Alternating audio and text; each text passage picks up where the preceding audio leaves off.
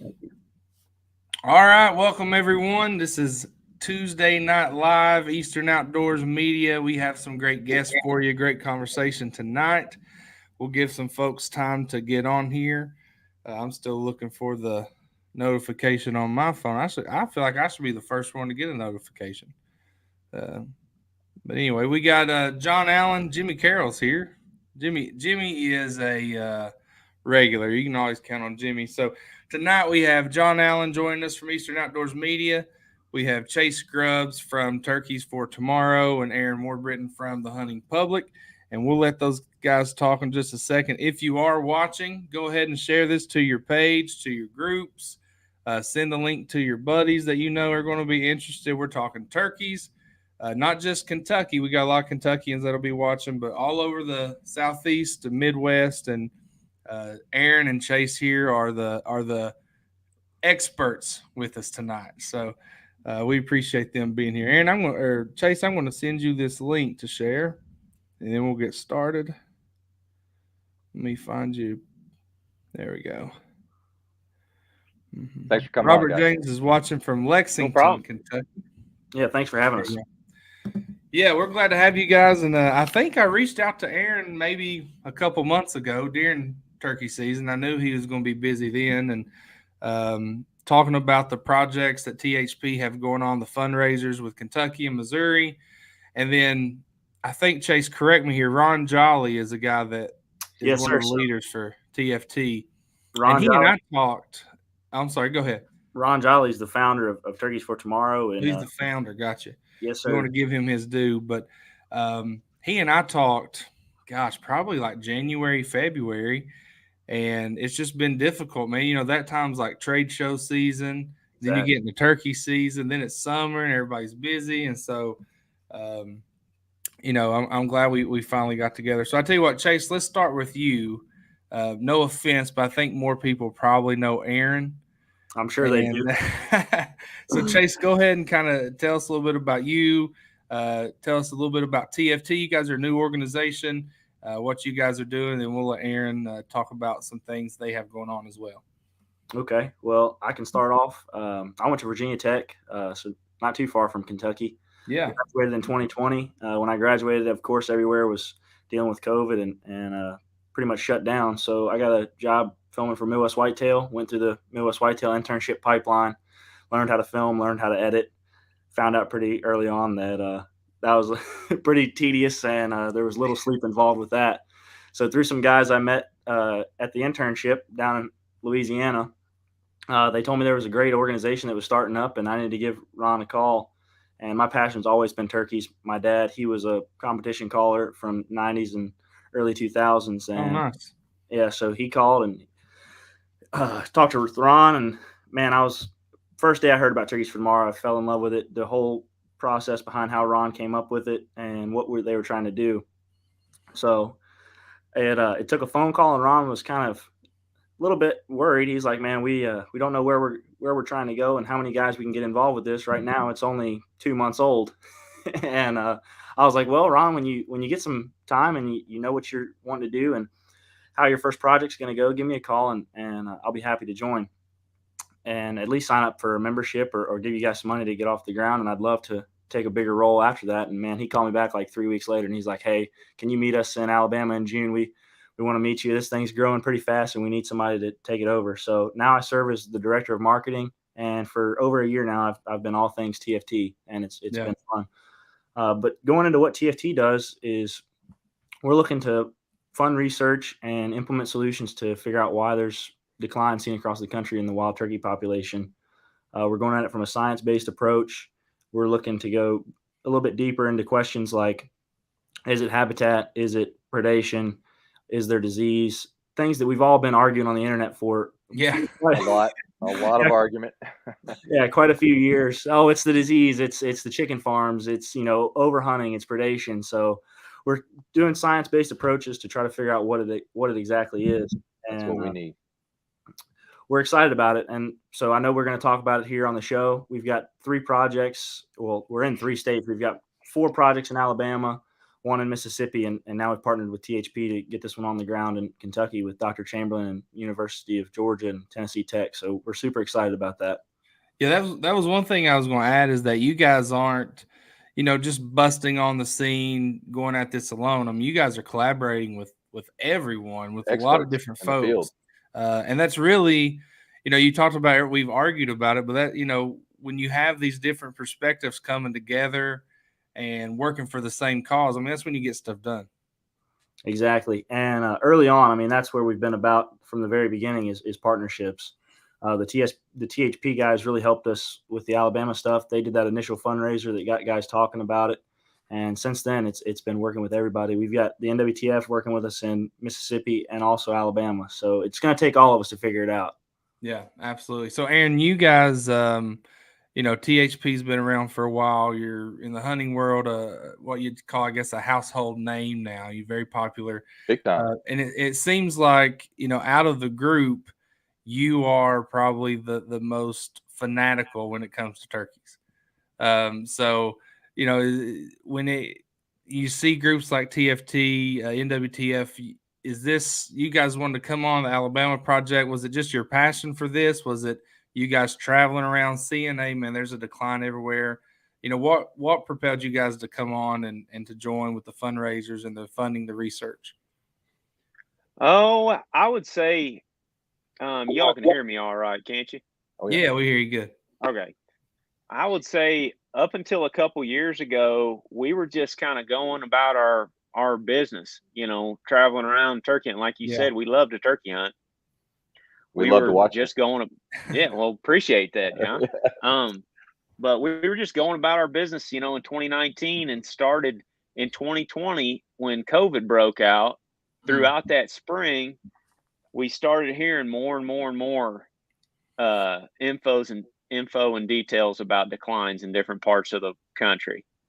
So, and this has just been a process for us, I guess, is what I'm getting at. So during that time, we started talking to Mike quite a bit, and Mike Chamberlain, right? Yep, Mike Chamberlain, and eventually decided we were going to go to Georgia and film, some interviews with him and his graduate students, go to one of their study sites and learn more about what the heck is going on.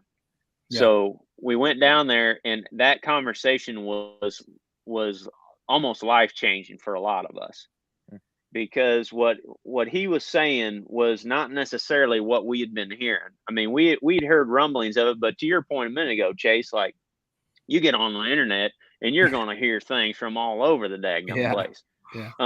So what the heck do you take as true and not, but once we went down there and actually looked at the data and discussed it with him for hours, and the graduate students, and you see how much hard work these people are putting into this, how passionate they are about it, one thing led to another, and we're like, man, we got to try to do something. We're finally in a position, because when we started THP, we didn't have nothing. I mean, we were broke for a year and a half, and me and Greg put a few $1,000 in it that we had saved, and really had no aspirations of ever being able to make a living doing any of this. I mean, when I left Midwest Whitetail Chase, I was honestly thinking about going back and fixing washers and dryers, and that's what I did when I was in college, and enjoyed that work. Yeah. And eventually we got this rolling, but it took us a while. And, fast forward a few years later, and we're able to make some money at this, to be able to scratch a living out of it for a handful of us. And we have this problem with turkeys that is staring us right in the face and everybody else. And when we left there with Mike, I mean, we were talking all the way home. It's like, man, what the heck can we do other than just try to put a spotlight on what's going on, from the communications end. And that's what we did. We just started brainstorming and thinking of ways that we could help. So I called Mike back again. I had to learn what fundraising was and how to go about that. That's not easy, man. Fundraising. Oh man, you guys did a good job. Way over my head. I appreciate it. But I eventually got on the phone with Mike, and after like 2 or 3 long conversations, I was like, look, Mike, I'm a redneck from the Midwest, and we want to give somebody some dang money to help turkeys. And we believe that science is going to have to play a major role here. And you're one of the dudes that knows what the heck they're talking about from the science aspect. Huge. I'm like, what do we need to do? I'm like, I will write you a check if you can put it to work and we can go down there and film it and show people where their money is going. Yeah, absolutely. So eventually through those conversations, we aligned on this Alabama deal. And Mike was like, there might be something we could get moving there. Let me make a few calls. So he did, and it just caught fire from there. The TFT guys come along. Dr. Will over at Auburn comes along. Yeah. And all of these other groups, and not to mention the thousands of individuals that are just funding this out of their own pockets from home. Well, because none of this would be possible. We did it as a fundraiser, and we put quite a bit of our own money into it as well. But none of it would be possible if we wouldn't have had the support from the hunting public, if you will. Right. Like they were, we hit our fundraising goal, and like I told you, Chase, it was just like 2.5 days. And I was talking to Mike a week before that. I'm like, dude, I have no idea. We might get $500 in 6 months. I don't know. Yeah. Like, what did you get in those 2.5 days? Oh, I mean, I think it's close to $30,000. Yeah. I think at the end of it, Mike, and you gave more away than that. Oh yeah. Yeah. What'd you say, Chase? I was saying, I think at the end of it, Mike said, yeah, it was closer to 40. Yep. At the end, but man, you were exactly right on that. So when the hunting public started that initial fundraiser down there, Turkeys for Tomorrow, I had not even gotten involved yet. And so I came on the scene like a week after that initial fundraiser, and everybody had started talking like, hey, we were looking for a project. There's now been some money put forward to just do the song meters, that was all it was going to be, was the song meters. They were going to hang some song meters on public and private land and see what the goblin chronology was, because Dr. Chamberlain for a long time has said, if we're hunting them at the right time and shooting the right amount, we can start to see an increase in birds, hopefully. Yeah. And man, so we, like Aaron said there, we got with Dr. Goolsby at Auburn and we're like, hey, this is something we'd like to tap into. We've got a little bit of money from people that had started to support Turkeys for Tomorrow. At that point, we were just an idea. We were telling people to support an idea, which is always hard to do because, like Aaron said, we didn't have anything to film. We didn't have anything to show people like, hey, your money's going to do this. And there's a lot of value in showing people where their money go. Oh, yeah. And so it was like, I mean, really, the first people that supported us supported a concept, and it's gone from there. But it was all at the right time, and everything fell in place. And now we've got 4 projects there. There is 4 subsets from that initial project. There's the goblin chronology. There's a sperm count study to see which turkeys are fertile and infertile, and if turkeys are able to breed. We've got a nesting study to see when hens are nesting and what the success rate is. And I can just say from this first year, not looking good. And then the last one is the effect of wild hogs on turkeys once they've been removed. So it's like I said, it's pretty comprehensive. It's a statewide deal too. There's sites, like you said, Chase, that are all the way across the state of Alabama, which is one thing that a lot of, especially resident hunters of Alabama, were asking about, because Alabama's a long state, up and down, and climates and things in the northern part of the state may be a lot different than they are in the southern part of the state. So people wanted some sort of scientific answers on when that breeding occurs and all of that. And so I'll jump in right here because I think a lot of states are similar. Down there in the southern part, you have those long states where you have mountain regions in the north and you have coastal regions in the south. Here in Kentucky, we're a long state. So you have, a lot of crops out west, you have mountains out east, but it seems like regardless of the terrain and the climate, there's a decline. Right? Is that what we're seeing from what you guys are seeing too? I would agree with that statement, but just one quick thing I wanted to touch on was go for it. With being across the state, we've got 78 song meters hung across the state, and the reason we picked Alabama to begin this was Chamberlain's got some data in Georgia. Alabama, Mississippi, they lay kind of the same. The terrain features are similar. So like this research that's done in Alabama, we're going to be able to compare it to some other states that have done song meters like North Carolina, Georgia. And now we will have the data in Alabama. And it's not just going to apply to Alabama, which is so important for guys to take home, is that this research can apply to 5 or 6 states. Just because it's not happening in their state, we're going to be able to look at trends. That's good. And really see what the turkeys are doing in a region, not just one state, which is good.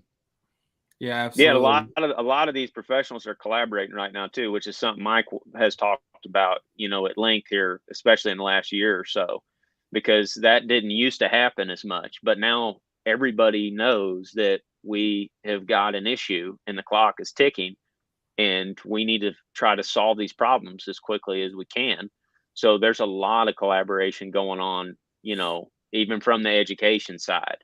I feel like this is so important because as hunters talk about this, say whether it's Facebook, Instagram, forums, there's a lot of anecdotal evidence, right? There's a lot of personal experience. But how do we really get to the bottom of it so that we know what policies to change, whether that's hunting regulations or whether that's where to put money for future research? If we don't take a scientific approach, we're never really going to get to the bottom of this. So I'm really excited to see what this research is going to bring. And it's going to take guys need to understand that are watching this. This isn't a 1 year deal. This is a 2, 3, 4, 5 year deal where we really have to gather the evidence. We're not going to find out next season what we got to do. What hunting regulations do they need to change, whether or not we need to change, get more predators removed or whatever it may be. And I think that's important for people to understand that are watching. Yeah, that's a good point, because the majority of these studies are multi-year studies, and they do that for a variety of reasons. And correct me if I'm wrong, Chase, but you could have oddball weather patterns for 1 year that, may not repeat themselves again for another 15 years. You may have that happen. So that's why, the Missouri study that we're working on right now is a 4-year poult study, production study. And that's one of the things that they talked about at length too, is you get more data over the course of time, and you can average that stuff out in the long term to help make better decisions, or help the state make better decisions. You're exactly right, Aaron. Is you want to get rid of the anomalies, which are, let's say we're doing a study during COVID, you'd have way more hunters in the woods. Yeah. Your data would be slightly skewed. So that's why we set these studies up to take 3-4 years.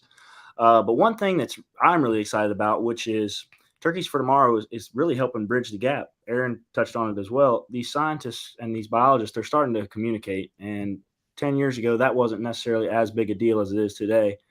And we're helping get these little nuggets of information out to the habitat manager and the wildlife guys who can implement it on their private property, which 20 years ago, I dare say a lot of the research got done in the research community and then never trickled its way down to the land managers, which is where it needs to get. It needs to go in the hands of guys like Aaron. You got with the Land and Legacy guys earlier this year, and that's something that is really important, is in educating the guys that are doing these habitat projects and wanting to improve their property on how you can get turkeys, because most of the country is private land, and that's where we can really see a difference. If the private land's better, the public land will reflect, hopefully, in those same areas. But also going back to educate the states and what regulations we need to implement and what changes we need, because we don't want to see a reduction in hunter harvest or hunter enjoyment in turkey season, but we need to be smart about it.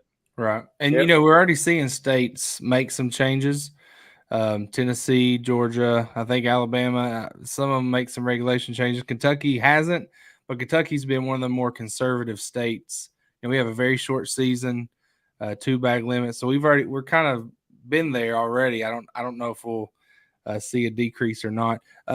So Marty here, I put this comment at the bottom. You guys can see that. He said, really interested on how to get involved. I know, Aaron, you said you guys have kind of closed that. You've taken on all you can as far as fundraising. Chase, how can people get involved with TFT? And then we'll come back to this at the end as well for people who join us later. So, of course, heading over to turkeysfortomorrow.org.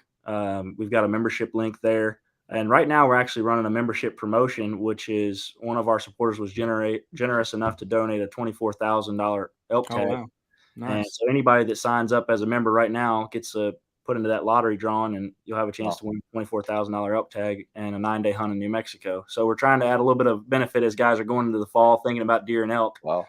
So we're really appreciative to that member that was willing to donate that expensive tag and give somebody a chance to go out there and hunt. Speaking of elk tag, I want to talk about how lucky Chase is. Chase from Virginia applied 4 years for a Kentucky elk tag, got it on the 4th year, and killed a bull elk in Kentucky. So that's awesome. I know guys that have applied for 20 years. Actually, we got a friend that had applied every year since it started, and he just got drawn this year. So Chase, that's great. I want to see the bull too. He just moved. He doesn't have the mount with him, but we want to see it. Yeah, I'll have to shoot you a picture. But no, so I will go ahead and say it was one of the youth tags. So maybe there was some. Well, you're a young guy, Chase. That's fine, man. Yeah, Hey, tag's a tag, buddy.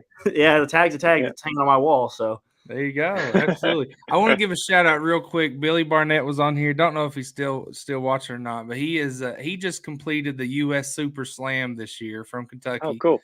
The first one to officially do it. Maybe someone else from Kentucky's done it, but he's the first one to actually do it and be acknowledged for it. So I think Nevada was the only one he had left. He marked that off the list, and he's already on his way to doing it a second time. He killed in multiple states this year. So Billy, just shouting you out there. John, were you going to say something? No, I was just saying, hey, elk's an elk, you tag or not. That's exciting. I've been putting in for a long time. I was born and raised in Kentucky, and I haven't got an elk tag, so I'm happy for you, man. That's awesome. He's what'd you say, 325? That's a good elk in Kentucky.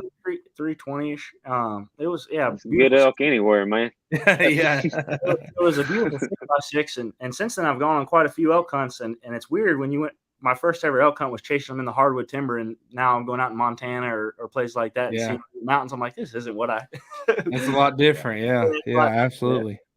Yeah. Hey, so let's keep kind of going down as far as the research that you guys have going on and what you're discovering. You've probably not uncovered much yet because we're still early. But I was listening to a podcast with Mike Chamberlain. I don't remember which one it was because he's done so many. But he said, he listed his top factors in his mind for a decline in the turkey population. And I think the first three were habitat, predators, and disease. And disease may have been fourth, and I'm skipping a third. Maybe hunters were third. I'm not sure. But and then, Gordy here says, wonder how much bird flu factors in. Chase, you and I kind of talked about that before. Have you seen anything early on or have any findings, or what are those conversations like, at least at this point? And either of you can take that. I don't want to both of you. I don't want to step on anybody's toes over there, the grad students that are doing the work and Dr. Goolsby and Chamberlain that are looking at that stuff. Yeah. But I'm flipping through my notes here. They have noticed some visual discrepancies among the birds. We were doing the carcass study to look at fertility. And some of the testicles were very small, discolored. Some of the birds came in, did not look healthy, but they haven't really dove into everything as far as like looking at them under microscopes, sending them out to labs. Yeah. We just sent the legs off, the wild turkey femurs, to look for LPDV in those. So we're looking for all that, and that's where the project in Mississippi is going to be huge. That's going to be a big disease study, but I don't want to step on anybody's toes. Right now, they're saying that it definitely looks like there is disease prevalent in some of the turkeys we received. We received 398 carcasses, and they said in some of those that it was obvious that disease was a factor. I just don't want to steal anybody's thunder. No, you're good. You're good. No. And you know what? As this goes on, hopefully we can continue doing some of these lives and updates or writing stories, whatnot about it. Aaron, I'd like to drop one little nugget in here. Do it. So last week I went out and did some vegetation stuff with the grad students looking at nests, and out of 26 hens, there was 6 that had patch poults. And as of last Thursday, there is not a single hen with a poult. They've all been whether it was weather or predation, they've all been wiped out of those 6.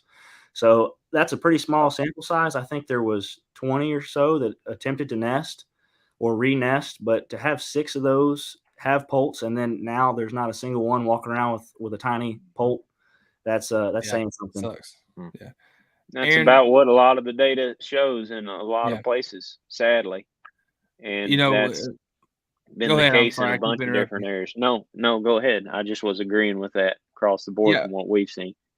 What I was going to say is, you mentioned, you talking about Alabama, how the terrain is different. And that's one thing everyone talks about habitat, but we're, like in Eastern Kentucky, I live in Central Kentucky, a lot of farmland, horse farms and whatnot. I'm from Eastern Kentucky in the mountains, and that habitat hasn't changed in a long time. I mean, Right. it's there's no farming there, but there's a decline in turkeys. So for some places it is habitat, and for some places it just can't be. And so what That's right. what are we looking at there? Increasing predators, or like you said, chase disease? I mean, is that a part of the conversation too? Is that, Aaron? Is that as far as It's your thoughts on honestly that? all part of the conversation. And that's one reason why they're doing so many different tests and studies on all of these different research sites. I mean, it's because the problem A in Georgia may not be exactly the same. It could be problem C in South Central Kentucky. And in Eastern Kentucky, it could be problem D that's causing the biggest issue. And there's the I guess the pessimistic, the bad thing about this is that there is a bunch of negative factors facing turkeys in a bunch of different areas. And some of those are overlapping. So it's hard to get it like a smoking gun that is, taking care of that sort of catches everything. But I think that's one reason why Mike mentions habitat as number one, because that's something that you can affect. Gotcha. And that is something that is proven to help turkeys. If you put in the work behind it. So I think that's one reason why he always says that that's number one. I mean, you can obviously you can obviously do some good with some trapping and things like that, but it's a little bit more complicated than improving the habitat. But I've seen exactly what you just said, John. I mean, I've hunted in that big timber stuff that hasn't changed tremendously. Mm-hmm. The only thing that has changed in the last 20 or 30 years is there's far fewer coon hunters or trappers on the landscape than there was. Yeah, there's more predators before. Sure. But at the same time, I would need to. I don't know exactly how those forest services have managed and how they've changed their management practices in the last 4 decades. Yeah, that could have some impact on the habitat that we're not seeing, because it's hard to see a changing habitat that changes over the course of 30 years. It's easy to see a changing habitat that changes over the course of 2. Right. But when we're looking at these forests now and trying to sort of compare them to what they were in the early 90s or late 80s, it's difficult to do. So I would probably default to the Forest Service guys on that. But yeah, I've seen it. I was thinking the exact same thing you were when I was out there hunting this last year. It's like, man, this stuff doesn't look like it's changed much. Mm-hmm. Like, what could be the issue? Have you seen, or I guess better question is, have you heard less gobbling? You hear this is the big hot topic in forums right now is, hey, I'm hearing less gobbling. It's one of many anecdotes that hunters are saying about the decrease in the population.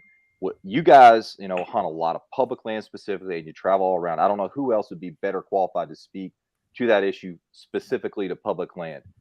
I know it's anecdotal. I know we're not talking hard science here, but from the THP perspective, did you guys notice a decrease in vocal turkeys this year in the woods? Overall, I would say yes, but not across the board. Yeah.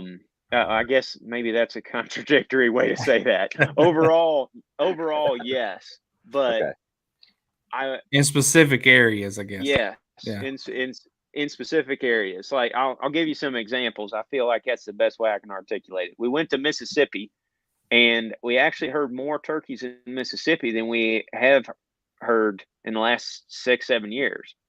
I mean, I remember hunting down there 7 or 8 years ago and absolutely getting our butts kicked the first 10 days of the season, and it was rough.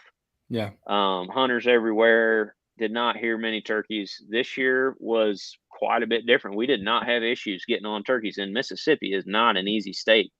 It is a difficult place. And then we went to, we hunted Ohio, and we hunted just a few days there, and gobbling was pretty slim. We did not hear a lot of turkeys gobbling. On the flip side, we did see piles of jakes in Ohio. Yeah. So, we had, in one morning, we had a group of 12 jakes in front of us and one tom that got shot, I'm pretty sure. And then right down the road, Jake and Hayden and Ted had a group of 15 Jakes Oh wow. in front of them. So it was just one of those funky springs though with the weather, man. I mean, that has a lot to do with it as well, because this spring was just totally funky when it came to cold, wet weather, and you guys know that is not conducive to hearing a lot of turkeys gobbling. Right. Yeah. But it just varied from area to area that we went to. We were only in Kentucky for a couple of days, but we did hear a fair number of turkeys. But we talked to locals that were hunting in those same areas, and I believe we heard probably on average 3 to 5 birds a day gobbling.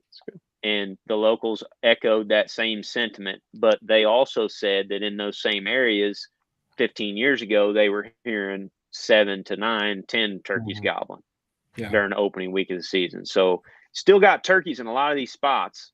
And even some areas had decent hatches in 2021. So we can expect to see, numbers of 2-year-old birds next spring in a lot of places. It ain't like we're not going to have a turkey season next year. We're not to that point yet, but there is certainly, I mean, when Chamberlain says it's a widespread sort of slow decline, you can see that in a lot of areas. Yeah. But it's localized too. There's folks that are managing private land in Mississippi specifically for turkeys, and they had excellent years. And there's also folks that are managing private land in Mississippi for turkeys that had terrible years. Well, that's why I was so curious. 2 different parts of the state. The difference between the public and the private, we know certain private lands, there's concentrated conservation specifically to build habitat for turkeys. Public land, we know there's general efforts being made in some places more than others. So it's no one, I think, has that perspective of that public experience like you do. And that's why I was curious to hear your thoughts. I appreciate it. Well, most of the public land we hunt, it echoes, our experiences echo exactly what the states see. And that is the first 10 days of the season on public land in any one of these states, especially the ones in the Southeast that have earlier openers. The first 10 days of the season, whenever you're going to hear the most turkeys and you're going to shoot the most birds. Right. After that, it becomes a struggle. And honestly, that's always been the case with us. So it's kind of hard for me to judge it based on where we're at in that state season when we get there. Because if we get in some of these states towards the very end of the season, after a lot of those birds have been either removed from public land or spooked off of it or moved or whatever, we may not hear very much at all. But the folks that were there 2 weeks prior might have heard turkeys gobbling everywhere. So that's kind of the nature of public land. I mean, it always has been. They just get smashed in the first 2 weeks of the season. But they're doing all kinds of cool research on that Chamberlain has talked about, where they monitor gobbling activity on the heavily hunted sites. Then they monitor gobbling activity on the sites that don't get hunted at all. And then they've even monitored gobbling activity on sites that are public, that are open to the public, but only during certain days. And they look at all these trends over time to kind of see how we can get the most out of our turkey season, if you will. We can keep hunters in the woods, we can keep them satisfied, and we can keep turkey populations up and going. And this is just a long process to learn all this stuff. But the good thing is, the silver lining is, sorry, I'll stop rambling in a minute. No, the silver good. lining here is that they're constantly getting more efficient at collecting this data. Just a couple years ago, when it came to these gobbling studies, they had to have, dozens of students across the board just constantly putting this stuff in and just doing nothing but sitting in front of a computer. Now they have machine learning, and they can count the gobbles like that. So it's become way more efficient. And that's why they've got these song meters scattered all over the place now. And every year they're getting better and better at all of that stuff, which gives us some hope.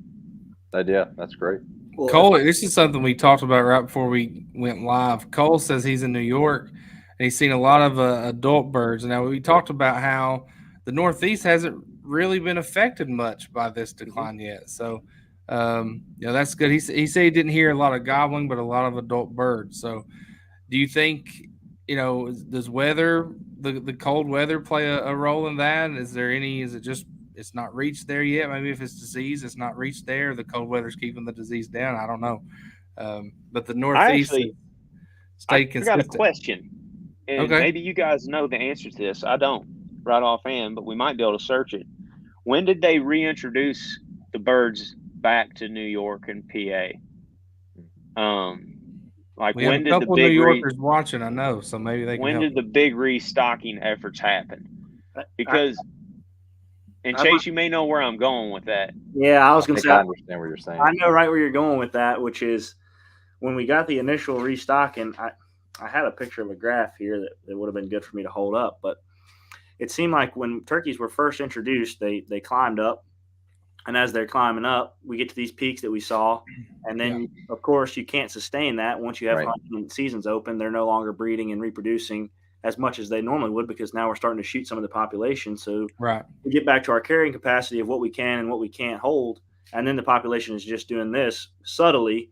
So maybe New York is in one of those phases. The thing that we've noticed is we'll probably never go back to those highs that we saw when we weren't hunting birds. The populations had just been reintroduced. They were breeding like crazy. Nobody was hunting them. We were just putting turkeys in areas to let them do their thing so we could have a hunting season 2 or 3, 5 years down the road. And what we're trying to do now is stabilize it and make sure that they're not going anywhere for future generations. So a lot of guys are like, man, we want to get back to the 90s or the 2000s. It's like, guys, we'll never get back there. That's unless we move birds around and start completely over, we'll never get back. So we need to change our expectations maybe as hunters a little bit. Yeah, We got spoiled, there's definitely some of that, and that's kind of where I was going with that is, and I was talking to Adam Butler down in Mississippi, the state turkey biologist down there, and he said the same thing. Down in Mississippi, the restocking happened 30 some years ago. Maybe it's been even longer than that, but the glory days of turkey hunting in Mississippi were in the 90s.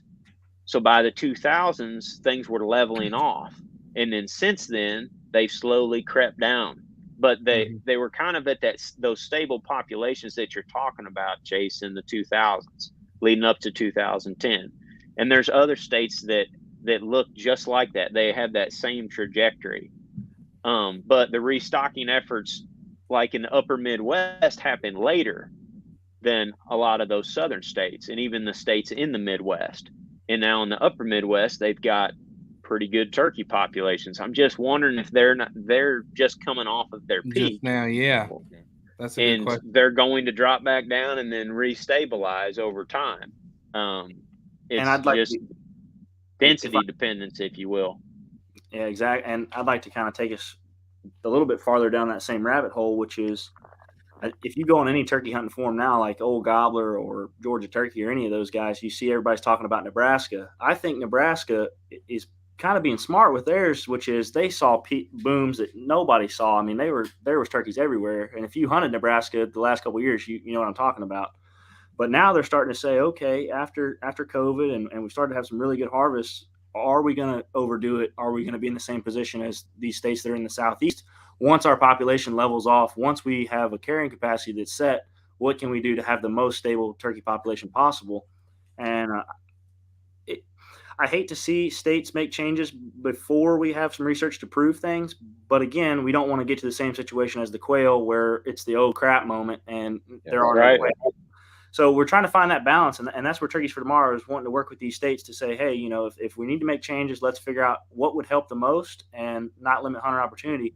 But also, we don't want to go too far down the road where we can't reverse the trend that we've seen. So I kind of commend Nebraska for saying like, hey, we might have had it too good the last few years and it might have been too easy to come out here and shoot a lot of turkeys. We need to take a step back and look at these things 20 years down the road.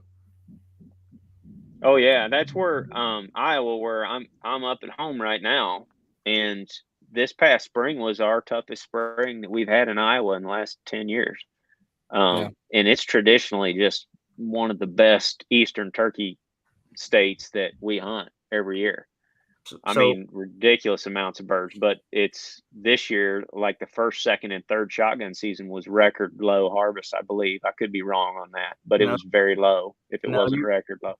You're pretty spot on there, Aaron. We've talked. I live just south of Iowa City, and we've got places that we've hunted the last 2 years since working at Midwest Whitetail that have been loaded with birds. Last year we saw some late flooding, which a lot of those turkeys are nesting in those river bottoms. Yeah. And in spring, it reflected it. We didn't see a lot of jakes. A lot of the turkeys we shot were those older turkeys. They seemed to have longer spurs.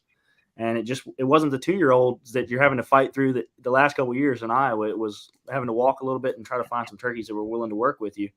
And I think a lot of that was weather last year. It seemed like, the winter we had 2 years ago now, Aaron, was terrible in Iowa with all the ice. And I think a lot of turkeys and deer suffered from that. And then the flooding that spring didn't help. Yep, I agree. It's definitely a problem. And there's even research that's going on in Iowa right now. And then the research that's in northern Missouri that we helped fund as well. That's just right over the Iowa border. That's I believe it's in Putnam County, which butts up to Iowa. Like some of the birds that they're tagging are ending up in Iowa at one time or another. Well, that's one thing too that I'm glad you brought that up. So I'd like to just everybody that's listening, the research that's going on in Iowa right now is happening just off of availability of funds. So if those funds dry up, they're not going to be able to do research anymore. So that's one thing to kind of shed some public light on, which is Iowa's wanting to study turkeys and they're wanting to keep it going. They've been doing it now for the last 2 years, but the funding is as it's available. So if guys are living in Iowa and wanting to know what's going on in your state, I suggest calling the DNR offices, figuring out how you can get involved, or calling us, and we can kind of point you in the right direction for those conversations to get in touch with the guys in Iowa. Yep. All right, so let's kind of hone in on these latest 2 projects with Kentucky and Mississippi. I know you talked about the Alabama project, going to be able to use that for several states to kind of look for some trends there. Let's talk Kentucky. I think correct me if I'm wrong, Aaron, you guys raised $60,000 or made $40,000 for a research project in Kentucky. TFT joined along with that. So can we talk about maybe not how that money's divvied up, but what is the focal point in Kentucky that money's going to be used for, I guess is the way to say it. I'll say something real quick, and then Aaron, I'll let you've had the really long conversations with Chamberlain. So the Kentucky research, Aaron and those guys really did a good job of promoting what was going on. I saw it. That video was very well put together. You guys were talking about that. And I called Aaron and got on the phone with Chamberlain. We're like, how can we get involved? We're expanding the footprint of what we're doing in Alabama and work that Chamberlain's already done in Georgia. That's one of the reasons why Chamberlain was getting involved, was the saw meters and some of the studies looking at the turkeys moving around and on the landscape was going to help, like we just talked about earlier, build that roadmap for what is going on across regions in the United States. And it's one of those things like Turkeys for Tomorrow, our involvement from talking to Aaron and talking to Chamberlain really allowed the study to get its legs under it and do a little bit more than what they'd hoped for. So Aaron, thank you for inviting us in on that, and we're glad to be a part of it. Heck yeah. You guys are putting in, is it $20K per year of the study? $20K per year. Yes, sir. Yeah, that's what I thought. We put in that lump sum to get it started of $40K. And I was hoping that we were going to be able to go a little bit higher than that. But honestly, we had this spring was polar opposite from last spring as far as like fundraising interest went. Last spring, we raised $30,000 in 2 or 3 days. This spring, I believe we raised around 15 to 20,000 total for Kentucky. Then we ended up putting in, I don't know, 12, 13,000 of our own money, and then a bunch of money from our merchandise sales as well. And then a few of our other partners also helped us get to 40,000. Onyx and Tethered each threw in a little bit. And I don't want to get this acronym wrong because these guys are really helpful. And they are in Kentucky. While he's looking that up, I said, while you're looking that up, I would like to give a big shout out to Onyx. They've partnered with us this year, right during turkey season, they gave us a call, and Jared Larson over there, he was like, man, we want to be involved with this. How can we be involved? And they've been a huge help for helping Turkeys for Tomorrow accomplish our mission, which is Right, yeah. put more turkeys in the woods. So I'm glad to hear that they're getting in on it from you guys, because through us, they'd already donated. So it's good that companies like Onyx care as much as they do. Yeah, that's great. Oh, I have all kinds of conversations with them about that all the time. Like, we usually aren't talking like business stuff when we talk. It's about what we can do on the ground to either help hunters or help turkeys or help deer or help public access or whatever. They're just a good group of dudes. But sorry about that. I had to look this up. It's a Quail and Upland Game You're good. Alliance in Kentucky.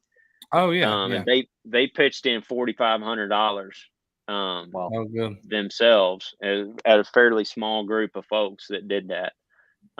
So it was a total collaborative effort to get to that $40K initial amount.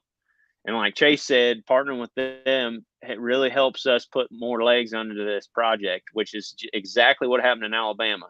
Because in Alabama, it was just us buying song meters to start, and now it's this big comprehensive study. And the Kentucky study is starting to look that same way, because the more funds that they have to work with, the more stuff they can look at, the more disease testing they can do. DNA more, testing, right? Blood testing. Yes. Isn't that also part of it? DNA and blood. Yep, that's right. The more song meters they can put up, the more data they can gather, the more students they can put on the job. In fact, one of Chamberlain's grad students that I spoke with a few years ago that was working on those Georgia projects is going to be a focal point of this Kentucky project, Sarah Watkins. And she's a rock star. There's a bunch of them. All the students that I've met in the last couple years have been rock stars in the turkey world. Like, a lot of them are turkey hunters, and they want to be out in the woods hunting them and occasionally getting a chance to shoot one, but they devote their entire spring to doing research on these things. Good deal. So I got a tremendous amount of respect for them.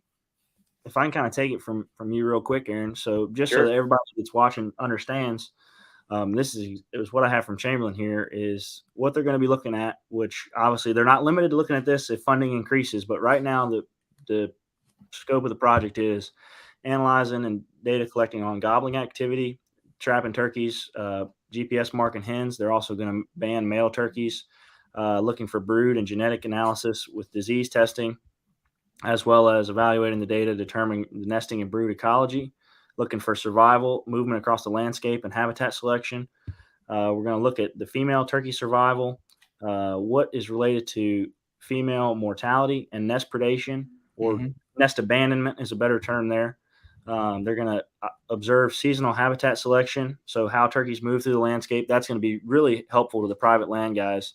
And then determining male harvest rates through turkeys that they banned and are able to say, okay, this turkey's been touched by a man before. When was he harvested? Where was he harvested? Okay. It's really going to be, like Aaron said, I mean, it's very comprehensive in that it's covering a lot of things. With the funding we were able to put together, THP and TFT, we were able to put together $100,000. And like Aaron said, our 20 is going to be 20 this year, 20 next year, and 20 the following year. So anybody else that's wanting to get involved with this project, it's not too late to get involved. They can reach out to Turkeys for Tomorrow. We can put them in touch with Dr. Chamberlain, or if they have Dr. Chamberlain's contact information, they can reach out to him directly. We'd love to work and grow this thing, kind of how the Alabama projects have grown. Absolutely. Now, where do they, and Marty asked this in the comments, when they're choosing where to focus as far as geographically in the state, how do they go about choosing those locations? I don't know exactly all the parameters that they use, but what Mike told me was that they're choosing the south central portion of the state because it's one of the areas that's experienced the worst declines. Gotcha. Okay. Yeah, and because I think, we've been talking about, there's little pockets within each one of these states where the declines aren't near severe. The population's even maybe close to stable, but then you go 2 or 3 counties away and it's abysmal. Absolutely. So they're trying to focus on one of those areas where they've got pretty significant declines. Gotcha. Yeah. And I think, like you said about Alabama, Kentucky is very central to the eastern part of the United States. I think 7 different states touch Kentucky.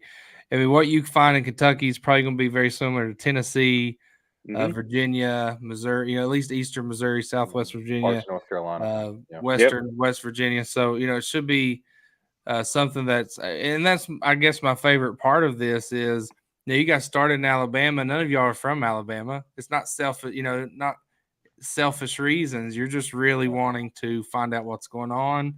You're doing this in multiple states, and for the good of people that's going to be hunting it that you're never going to meet. But you're doing that for them. For our children I to think that's hunt the it. best part of it. Yeah, For the next generation. Absolutely. Man, that's what we're all about. That's what we talk about literally every day. Yeah. We're in a position now where we're lucky enough to get to do this for a living. We got to try to do something, I mean, I'm thinking about the same thing. I got 2 step boys at home that are 8 and 10 years old, and they're talking about hunting and wanting to go with me to the woods some, and that's all I think about. Yep. There you go. That's our name, Turkeys for Tomorrow. That's right. Absolutely. Yeah. That's exactly no, you're right. It's going to take all of us. And I think a lot of the ears have been pulled to the side. Everybody's listening now. And when we first came onto the scene, I know it was kind of hard to convince guys that were in those really good areas of the country. Like, hey, we've got turkeys at all-time record highs. Our hunting seasons are great. And now the tide is, okay, if we're seeing any kind of decline anywhere in the country, we need to focus on it because we don't want it to get any worse than what it currently is. And research takes time, like we've touched on. 3 years down the road, we don't want to be saying we need research because then now you're 7 years away. So it's important we do it, and we do it now.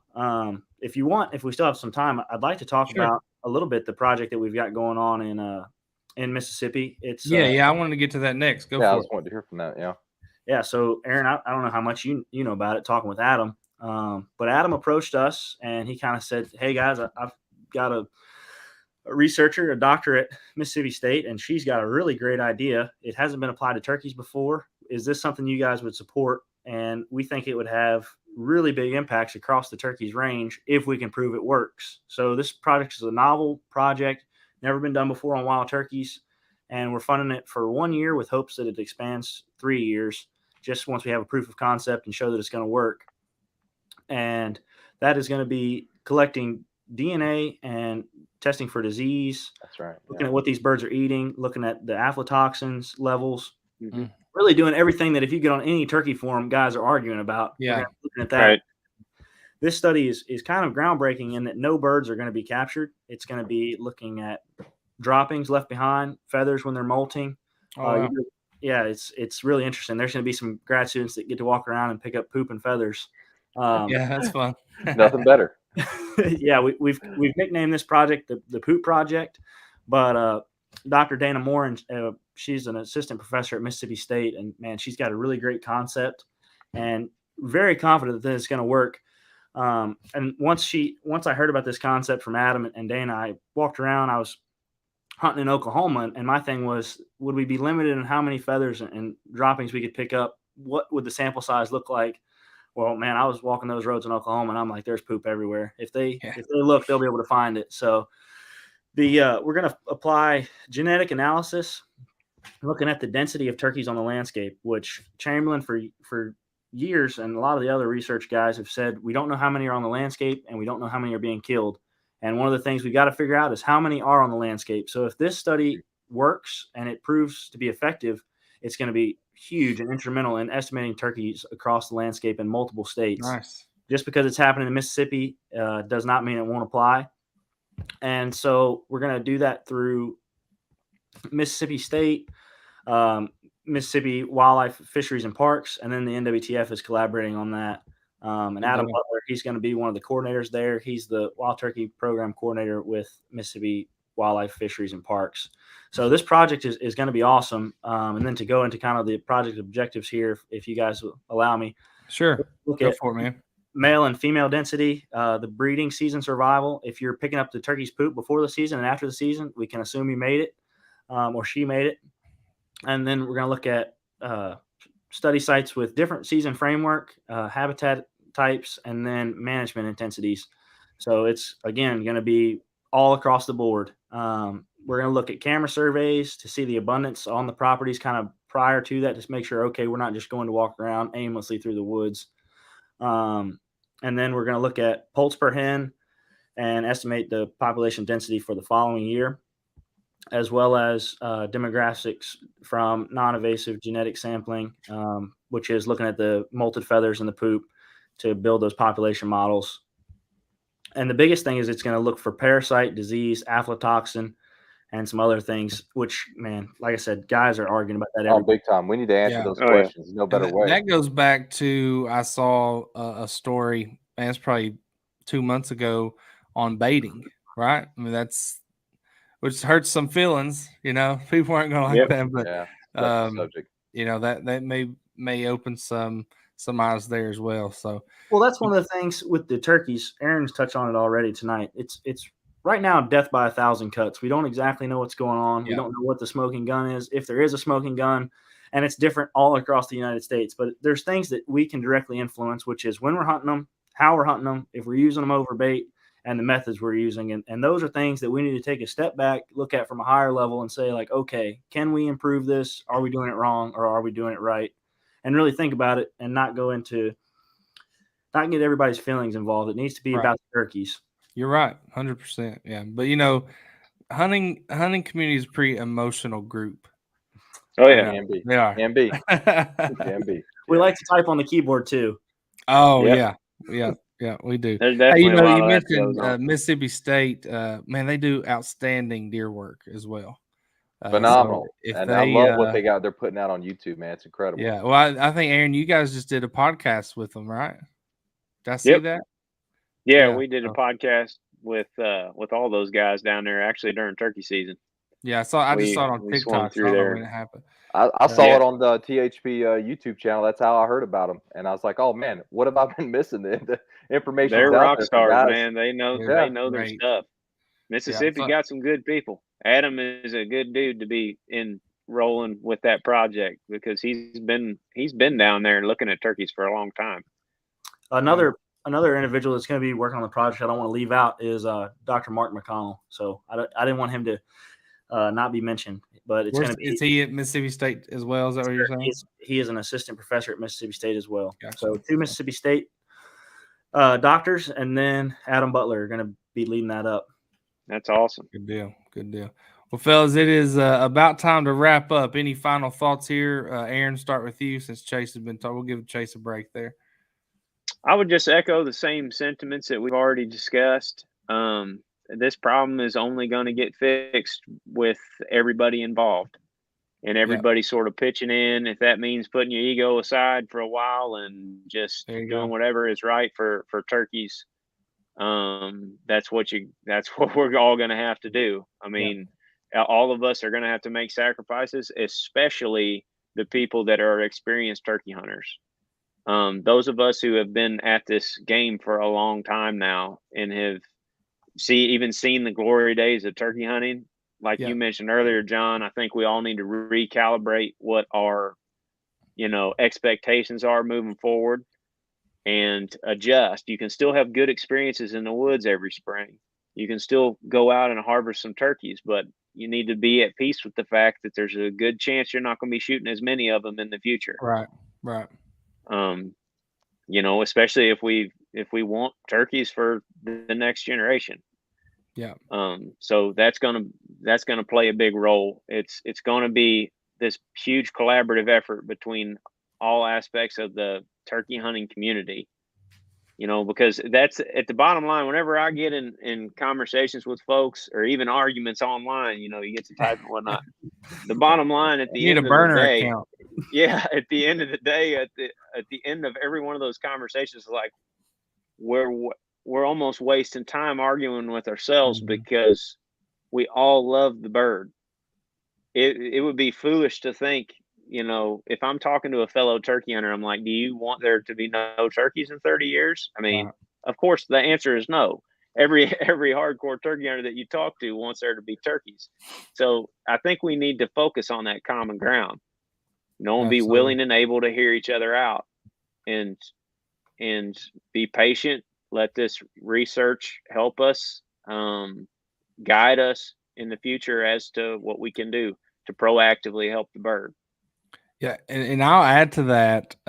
We hear from a lot of people, and we hear a lot of complaints that say, well, this state should cut back this bag limit, and this state should do that.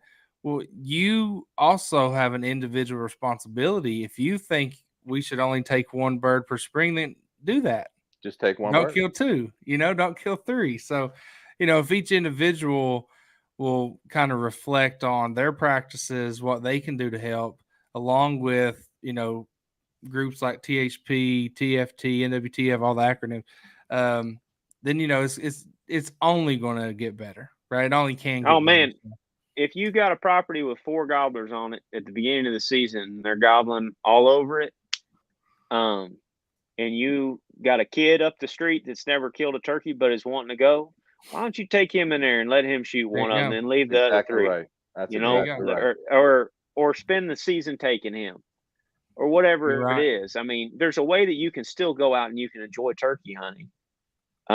But if you go out there and you shoot all 4 of them, you're probably not Don't going. complain. You're not going to hear as many next year. There's a good chance that's not going to happen, and Yeah. that's only one of 10 things that's going on. Yeah. But like you just mentioned, Chase, you mentioned some things that are within our control in the short term, and that's definitely one of them. Yeah. Well, Chase, so you told people how they can get involved. Let's do that again, and then tell us any resources that you guys have if people want to learn more. So head on over to turkeysfortomorrow.org. On our news section, we've got the Alabama project, the Mississippi project, and now the Kentucky project. We've got write-ups on all those, what's going on. The contact us page, it's got my cell phone number and my email on there. Anybody that wants to give me a call or shoot me an email, feel free to do that. And then, like I said, this stuff all takes money. This research is expensive. So I hate to beg you guys for money, but money is important. Signing up as a Turkeys for Tomorrow member really helps us, and it allows us to see where our membership base is at and the guys that care. So I appreciate you guys having us on. And Aaron, Absolutely. I think that's on a lot of great things, which is we've got to make sure that we're all working for the same goal, which is to have those turkeys for tomorrow.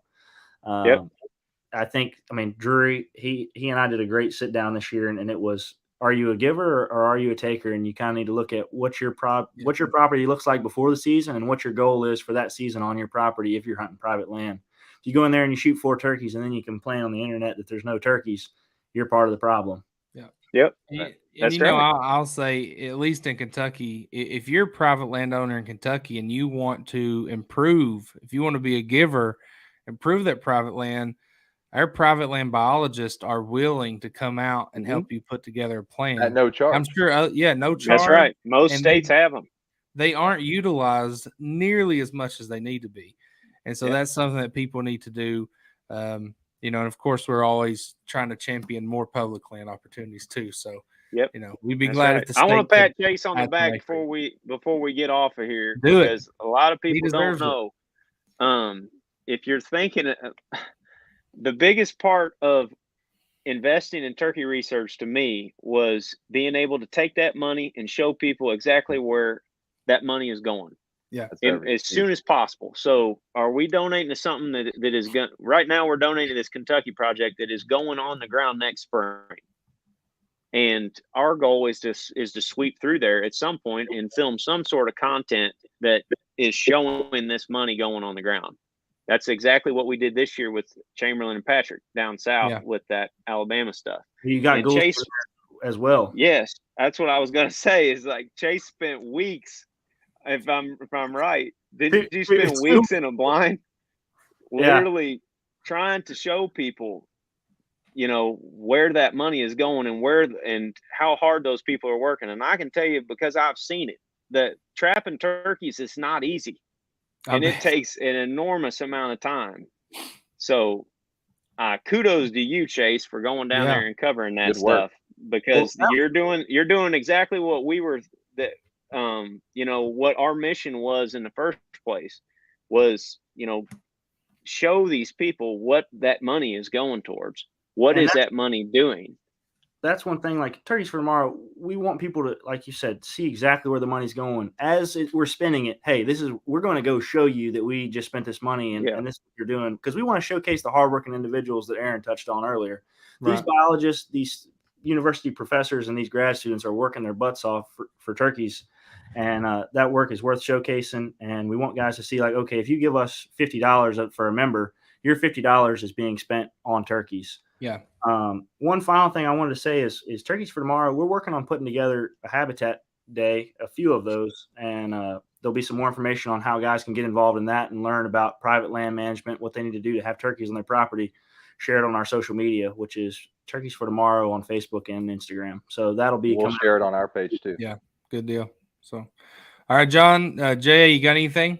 Yeah, I just want to say thanks to you guys, because I've got a 9-year-old son and I want to take him turkey hunting, and I want to take him with his buddy from down the street turkey hunting. Yeah. And I want it to be a passion for him, just like it is for me. So I really appreciate what you guys are doing, and we're doing it for the next generation. If anybody out there is looking for motivation, that's who we're doing it for. Yeah, I've got 2 girls. Deer hunting is too boring, they say, but they love to hear turkeys gobble. So, yeah. Thanks, guys. Guys, we appreciate you. If you're still watching, we appreciate everyone. Continue to share it. We'll be back next Tuesday. I think it's just going to be the EOM guys. Just the EOM guys, yep. But we have some deer hunting stuff coming out end of this month in July. And, hey, September is almost here, man. Opening weekend, Kentucky. Yeehaw. I can't wait. Get that saddle and get those bows out. There you go. Aaron, Chase, Jay, appreciate you guys. There you go. Yeah, thank you. All right, have a good night, guys. We'll see you. Thanks, guys. All right. See you, fellas.